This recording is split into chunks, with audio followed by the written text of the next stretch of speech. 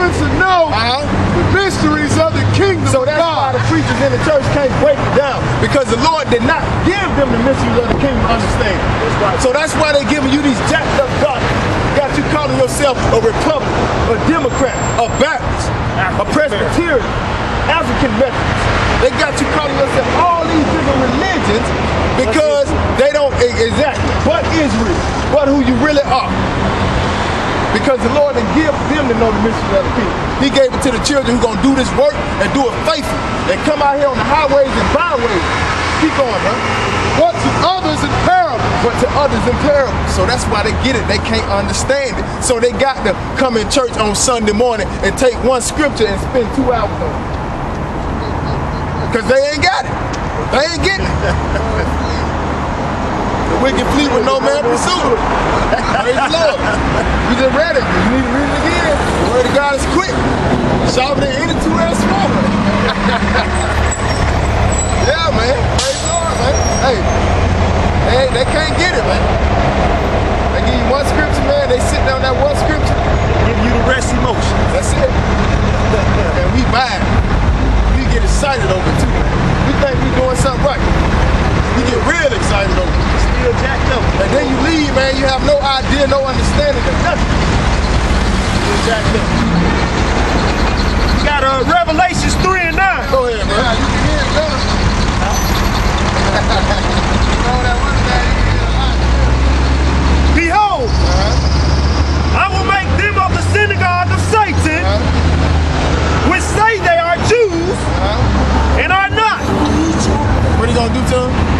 But do lie. They do lie. Go ahead. Behold, I will make them come and worship before thy feet. That's what they gonna do at the same time.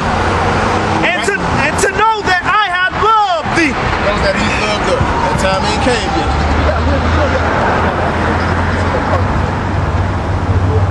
Wisdom of Solomon. The Song of Solomon.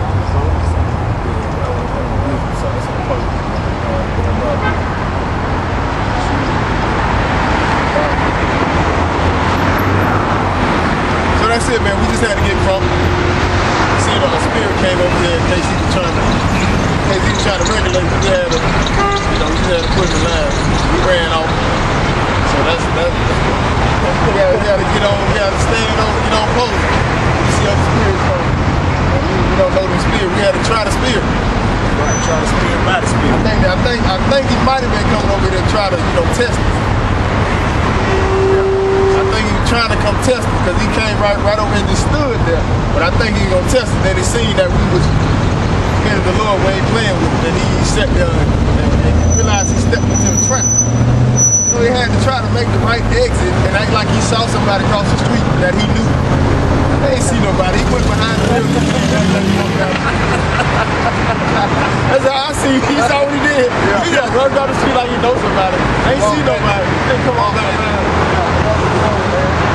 He came over here to try us, man. That's why he stood right there. But Satan, man, he sent out his minions. But them, they gotta flee, man, when the men of the Lord standing strong, man. They gotta run. They got to run, man. Oh, Atlanta, Georgia. West End. Atlanta, Georgia. West End, man, down. Destiny. Real destiny love us the street. College around the corner. That's real motivation for somebody to graduate. A young lady graduate. And then they say, I work at a strip club to take care of school. That don't make no sense. That don't make no sense at all. Not financial aid. I know, financial aid, but like they put the strip club right around the corner. Exactly. I want to do when you go to like a big college like Brigham Young University and more, not Morehouse, but the big colleges, man, the big Gentile college. Penn State. Yeah, Penn State. Do you see? Are they in neighborhoods like this? It's just like when you come to like the cities, anywhere Martin Luther King Drive is, it's ran down. Like they ain't gonna put Martin Luther King over in the Gentile neighborhood. They put him in our neighborhood. Cause they like, we don't want that nigga. You can have him. You wanna remember him, you remember. Don't put him in our neighborhood. We don't wanna think about him. So they put him over here in the ghettos and the slums, man. You know what I'm saying? I wonder, like, are they gonna put a Barack Obama sign in? We're not here Africans, so they gonna do that. They gonna put him in the white neighborhood. Yeah, in the Gentile neighborhood. That's where they gonna put him. They put Martin Luther King, which is a Negro. They gonna put him in our neighborhood and say, y'all remember him, y'all worship him. We don't got nothing to do with it.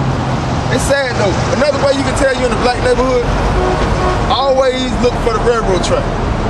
Or always look for a sign that says this is the drug-free neighborhood. You know you done ran into a neighborhood full of Negroes. Because you do not see them signs in Gentile neighborhood. You do not see a sign that says this is the drug-free neighborhood. Those are signs that they put up. If you look it up back in the day, they had the Georgia Black Codes.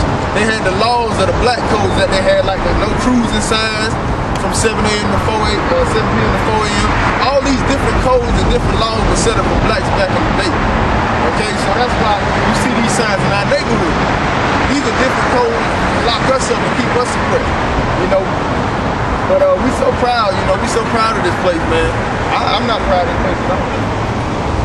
Matter of fact, I am ashamed for, you know, I'm really not proud to tell people I'm Israel. To be honest with you, because, hey, when you look at it, when you think about it, if they had any type of sense, they'll look at us and be like, oh, it's because of y'all that we jacked up in America, or that we jacked up throughout the world, that y'all couldn't stay on post to do what y'all was supposed to do?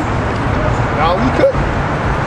But once we get it together and get in line and we come back as a strong people and stand up like we're supposed to, then it'll be some pride in it.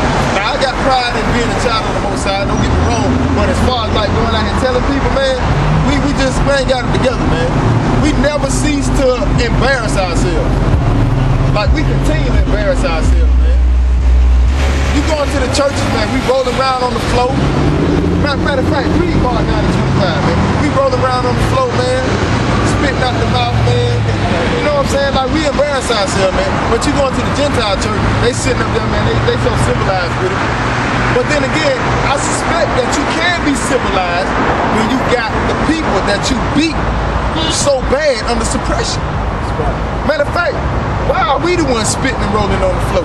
We should be the ones that's cool and calm.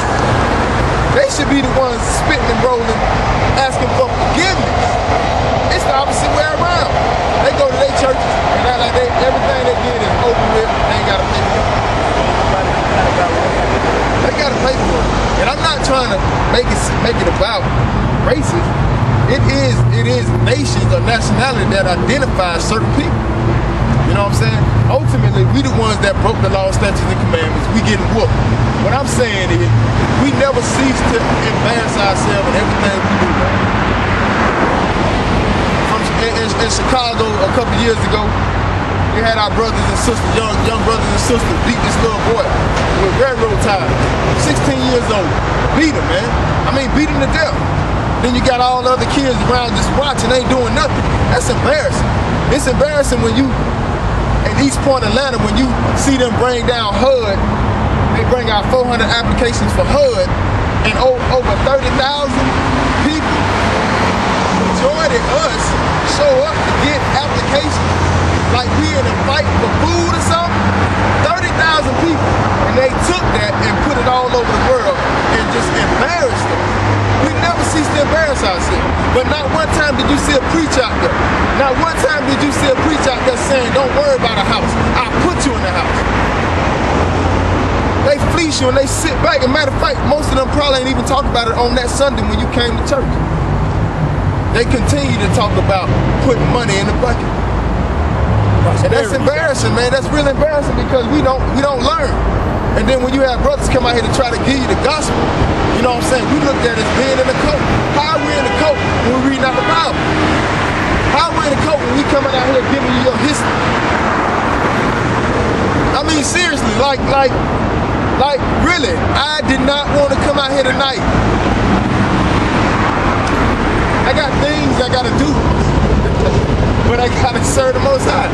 I'd rather serve the Most High than to put my flesh before Him. You know what I'm saying? But I'm here, so by me being here, I gotta give it 110% while I'm out here. But I'm just trying to point out the importance that when we come out here and people think it's a game, man. This ain't a game no more. The 10, 20 years ago when we had a